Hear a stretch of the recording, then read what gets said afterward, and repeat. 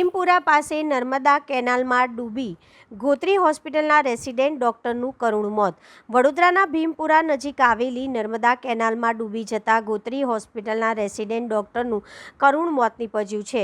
ઘટનાના પગલે તબીબી આલમ સહિત મૃતકના પરિવારજનોમાં શોકની લાગણી વ્યાપી ગઈ છે.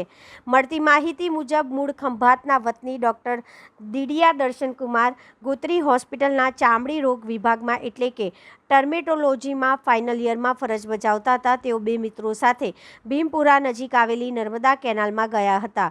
દરમિયાન અકસ્માતે તેઓ કેનાલના પાણીમાં પડી ગયા હતા અને ઊંડા પાણીમાં ડૂબી જતા તેમનું મોત થયું હતું. ઘટનાની જાણ થતાં સ્થાનિક લોકો તેમજ પોલીસનો કાફલો તાત્કાલિક ઘટના સ્થળ ઉપર પહોંચ્યો હતો. ભારે જહેમત બાદ ડોક્ટરનો મૃતદેહ કેનાલમાંથી બહાર કાઢવામાં આવ્યો હતો અને પોસ્ટમોર્ટમ માટે ખસેડવામાં આવ્યો હતો. ઘટનાની જાણ થતાં મૃતક ડોક્ટરના પરિવારજનો તાત્કાલિક ગોત્રી હોસ્પિટલ ખાતે આવી પહોંચ્યા હતા. પરિવારજનો આક્રંદથી હોસ્પિટલ પરિસરમાં ગમગીની છવાઈ ગઈ હતી. યુવા રેસિડેન્ટ ડોક્ટરના અચાનક થયેલા નિધનથી ગોત્રી હોસ્પિટલના તબીબી આલમમાં પણ શોકની લાગણી પ્રસરી છે.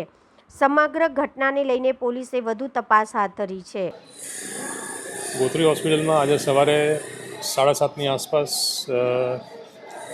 અમારા એક સ્ટુડન્ટ જે સ્કિનમાં પીજીનો અભ્યાસ કરતા હતા, પોસ્ટ ગ્રેજ્યુએશન, એમનું શરીર લાવવામાં આવ્યું. જાણ એવી થઈ કે ભીમપુરા નજીક આવીને નર્મદા કેનાલમાં ડૂબી જવાથી આ અકસ્માત ઘટ્યો છે અને એને અહીંયા લઈ આવ્યા હતા. અહીંયા તાત્કાલિક વિભાગમાં doctors, emergency medicine department, anaesthesia ડિપાર્ટમેન્ટે મળીને એમને રિવાઈવ કરવાનું ટ્રાય કર્યું, પર શક્ય બન્યું નહીં અને પછી મૃત જાહેર કર્યું છે. અમને એમના સગાઓને આ જાણ કરતાં ખૂબ દુઃખ થયું.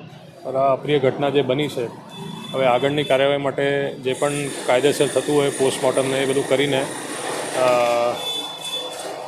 મૃતદેહને એમના સગાને સોંપવામાં આવશે. હવે પોલીસ પોતાનું કામ કરી રહી છે.